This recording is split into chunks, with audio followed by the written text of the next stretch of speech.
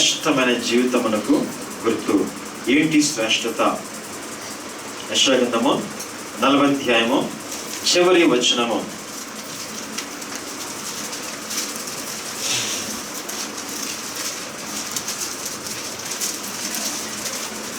యెహోవా కొరకు ఎదురు చూచువారు నూతన బలము పొందుదురు, పక్షిరాజుల వలె రెక్కలు చాపి పైకి ఎగురుదురు, ఆలేక పరిగెత్తుదురు, సొమ్మసల్లక నడిచిపోదురు. చూడండి, పైకి రెక్కలు విప్పి ప్రభు కొరకు ఎదురు చూచుచున్న వారి యొక్క మరి జీవితము ఎంత శ్రేష్టమైనదో మనం చూస్తున్నాం. ఆయన కొరకు ఎదురు చూచుట. దేని కొరకు ఎదురు చూచుట?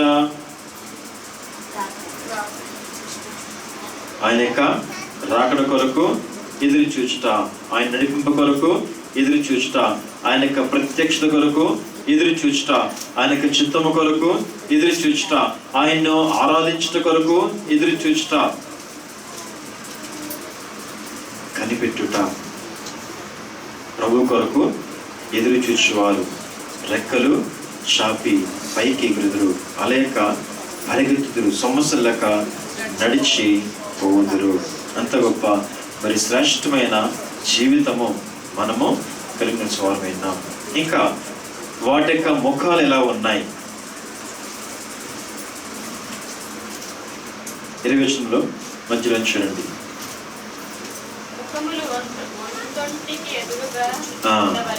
చాలండి. ముఖములు ఒండొంటికి అంటే ఎదురు బదులు ఉండాలి, ఎదురు బదులు ఉండాలి. ఇదేం సూచిస్తుంది? 2 కెరూబులు కూడా కరుణాపీఠముతో ఏకాండము చేయబడినా కానీ అవి 2 కూడా సంబంధం కలిగి ఉన్నాయి. ఆ సంబంధం ఏంటి అనగా అదే సహవాసం. సహవాసం ఏంటి? సహవాసం రోమపత్రిక 12వ అధ్యాయం 16 నుంచి 16, 17, 18. మనము ఒకరినొకరము క్రీస్తులో నిలిచున్న మనము, సంఘములో నిలిచున్న మనము ఒకరికి ఒకరము మనస్సు కలిగి ఉండవలసిన వారమైన. చదండి. ఏడువడి ఒకరితోనొకడు మనసు కలిసి ఉండుడి, హెచ్చువాటి యందు మనసుంచక తగ్గువాటి యందు ఆసక్తులై ఉండుడి. మీకు మీరే బుద్ధిమంతులమని అనుకొనవద్దు. కీడుకు ప్రతి కీడు కెవనికియు చేయవద్దు. మనుషులందరి దృష్టికి యోగ్యమైన వాటిని గూర్చి ఆలోచన కలిగి ఉండుడి. సఖ్యమైతే మీ చేతనైనంత మట్టుకు సమస్త మనుషులతో సమాధానముగా ఉండుడి. ప్రియులారా, మీకు మీరే పగ తీర్చుకొనక దేవుని ఉగ్రతకు. రీతిగా మనం చదువుకున్న వాటిలో ఏం చూస్తున్నాము? మీరు దీవించండి కానీ శపించవద్దు, అందరితో కూడా సఖ్యతగా ఉండండి, మేలు చేయండి, ఒకరినొకరు మనసు కలిగి ఉండండి, మీకు మీరే బుద్ధిమంతులమని మీరు అనుకోవద్దు, మీకు మీరే హెచ్చించుకోవద్దు అని ఒకరితో ఒకరము మనం కలిగి ఉండవలసిన సహవాస సంబంధం గురించి మనకి ఇక్కడ సూచిస్తున్నది. తమ కెరూబుల ముఖములు ఒండొంటికి ఎదురెదురుగా ఉండాలి. ఇంకా ముఖాలు ఎదురుగా ఉన్నా కానీ వాటి ముఖాలు ఎలా ఉండాలి? ఇంకా తర్వాత చదండి. కరుణాపీఠము తట్టు ఉండవలను. ముఖాలు అనగా ఎదురుబదుగా నిల్చున్నాయి కానీ వాటి ముఖములు మాత్రం దేని చూస్తున్నాయి? కరుణాపీఠం అనే చూస్తూ ఉన్నాయి. కరుణాపీఠం అనగా యేసుక్రీస్తు ప్రభు అనగా ఎల్లప్పుడూ కూడా ప్రభువుని గురిగా కలిగి ఉండి అవి ఆ పీఠంపై ఉన్నవి. మన జీవితంలో కూడా సహవాసం కలిగి ఉన్నప్పటికీ కూడా మన గురి ఎలా ఉండాలి? ప్రభువునే గురిగా మనం కలిగి జీవించాలి.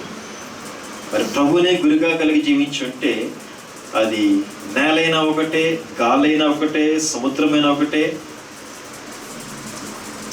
ఎక్కడైనా ఒకటే. పేతురు గారు ఏం చేశారు?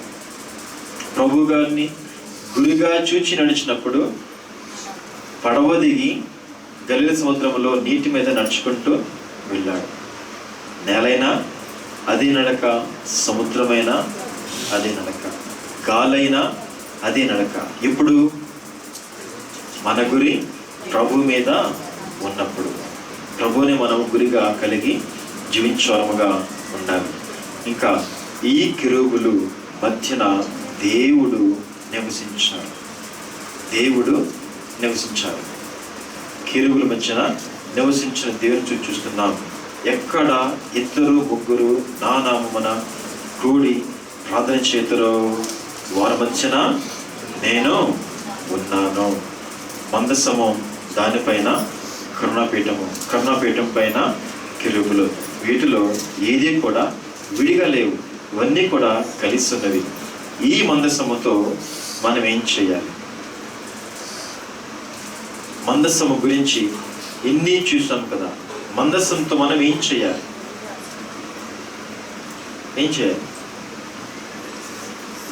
ఏలీ కుమారులు ఉన్నారు, హొఫ్నీ, ఫినెహాస్. వాళ్ళు ఏం చేశారు? దేవునికి అవిధేయత చూపగా దేవుని మందస్సం ఏం చేయబడింది? వారి అవిధేయత బట్టి ఇశ్రాయేల్ దేశంలో నుంచి, గుడారంలో నుంచి తీసివేయబడి కొన్ని నెలలు ఫిలిష్తీయుల దేశానికి వెళ్ళిపోయింది. దీన్ని బట్టి అవిధేయతను బట్టి వారి దేవుని సన్నిధిని పోగొట్టుకున్నారు. మన హృదయము, మన జీవితము ప్రభునకు అంగీకారముగా మనము ఉండాలి కదా. ప్రభు ఆ యొక్క సింహాసనము, మందసము ఎప్పుడైతే పట్టబడిందో వెంటనే ఆమె ఫినాస్ భార్య ఏం చేసింది? గంటు కుమారుని కని పేరు పెట్టింది. ఏం పేరు?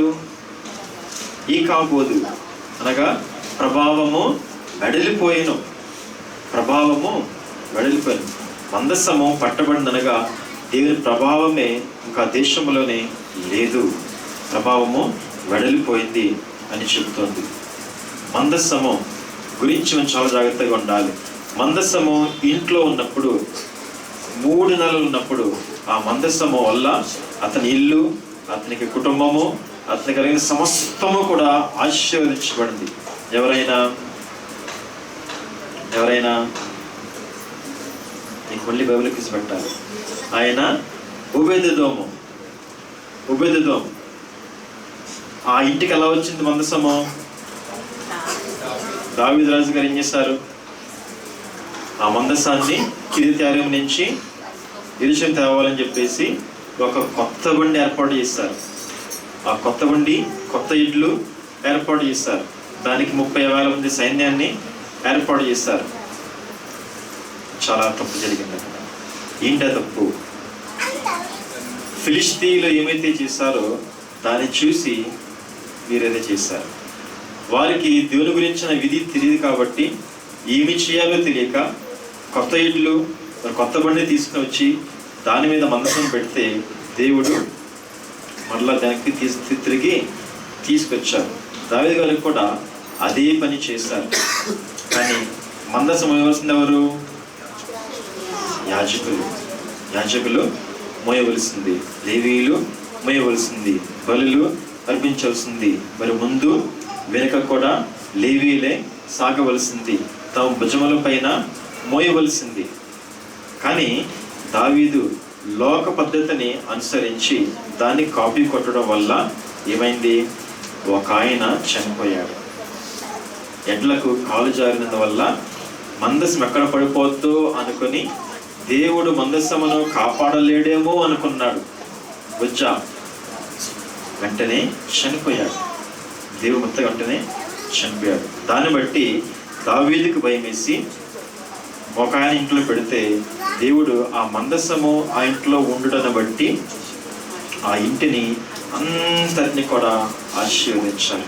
ఎప్పుడైతే ఇట్టి ఆశీర్వాదం కలిగిందని దావీదు చూశాడో మరలా అప్పుడు తన తప్పు సవరించుకొని దిద్దుకొని బలర్పించి లేవీని ఏర్పాటు చేసి దేవునికి స్తుతించిన ఏర్పాటు చేసి మందసమును తీసుకొని వచ్చాడు. తన ఇంట్లో పెట్టుకున్నాడు, తన గృహంలో పెట్టుకుని ఏం చేశాడు?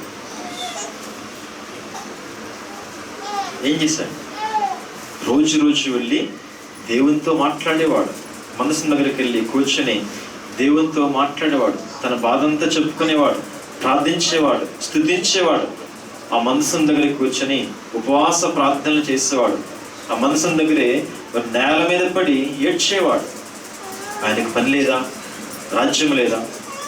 పిల్లలు లేరా, పనులు లేవా, ఎన్నో ఉన్నాయి. అయినప్పటికీ కూడా దావీదు గారు మందస్సమును ఎన్నడూ కూడా విడిచిపెట్టలేదు. మరి దావీదు కన్నా ముందున్న సౌలు ఏం చేశాడు?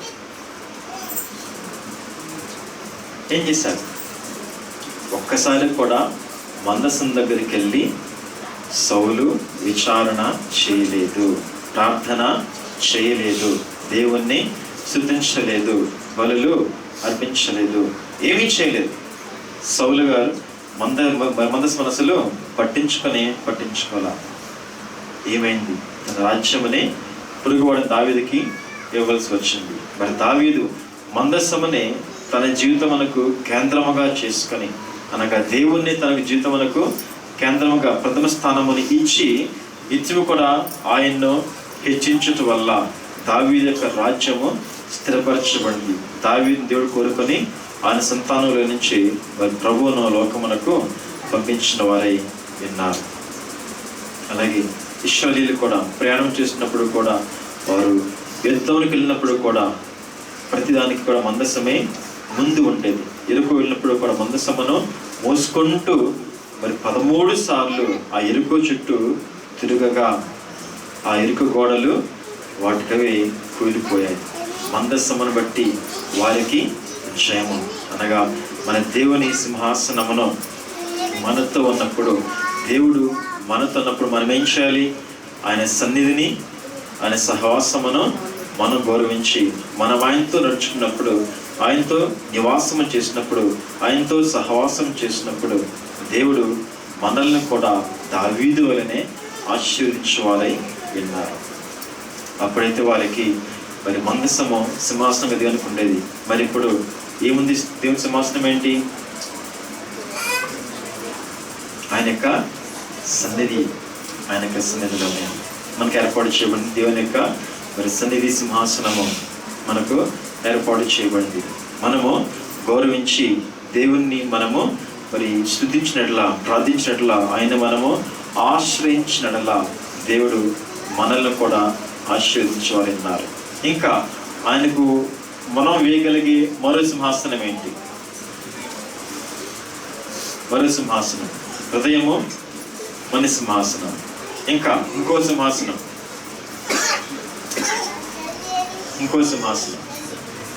మన కంటికి కనబడనిది కానీ మన చెవులకు వినబడేది ఈ సింహాసనం. ఏ సింహాసనం అది?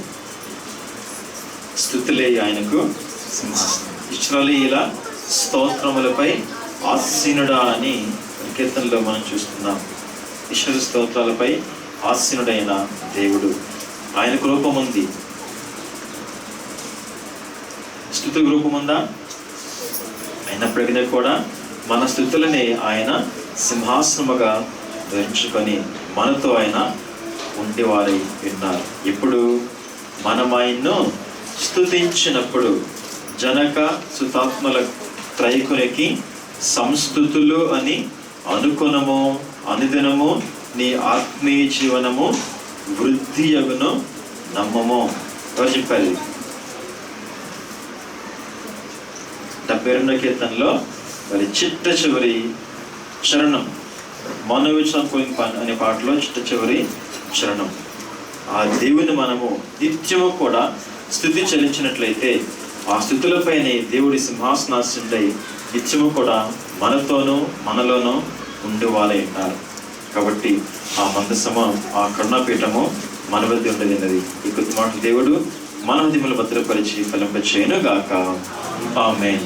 ప్రేమగల మా పరలోక తండ్రి, మీరు నశించిపోచున్న మానవుని రక్షించడానికి ఏర్పాటు చేసిన నీ నిబంధన బట్టి స్తోత్రములు. ఆ నిబంధన ప్రభా ఈ యొక్క పదాజ్ఞ ద్వారా, ధర్మశాస్త్రం ద్వారా మీరు ప్రభా చూపించేందుకు స్తోత్రములు. అంతేకాకుండా దానిపైన ప్రభా నెరవేర్చే ఎవ్వరు కూడా లేరని మీరే మా కొరకు శ్రమగా కరుణాపీఠమును యేసయ్యనే ప్రభు మా కొరకు ఏర్పాటు చేసి తండ్రి మమ్మల్ని అందరినీ కూడా రక్షించేందుకును మీకే స్తోత్రములు చెల్లించుచున్నాం. ఈ 3 వారములు కూడా అనేకమైన సంగతులు ప్రత్యక్ష గురాంతర ప్రభావ మాకు తెలియపరిచారు తండ్రి. స్తోత్రములు. ఈ విన్న వాక్యం అంతటినీ కూడా విన్న ప్రతి విషయాలను కూడా మా హృదయంలో భద్రపరచండి. అనేకులతో పంచుకుంటకు మాకు సహాయం దయచేయండి. అలాగే ప్రభా, విన్న వాక్యమును బట్టి నడుచుకోవడానికి కావలసిన ఆత్మ నడిపింపును, ఆత్మశక్తిని ప్రభా మాకు దయచేయండి. తీర్మాన బలమును మాకు దయచేయండి. ఏమో ప్రార్థన ఆలకించమని త్రియేక దేవ నామములో వేడుకొనిచున్నాం పరమ తండ్రి. ఆమేన్.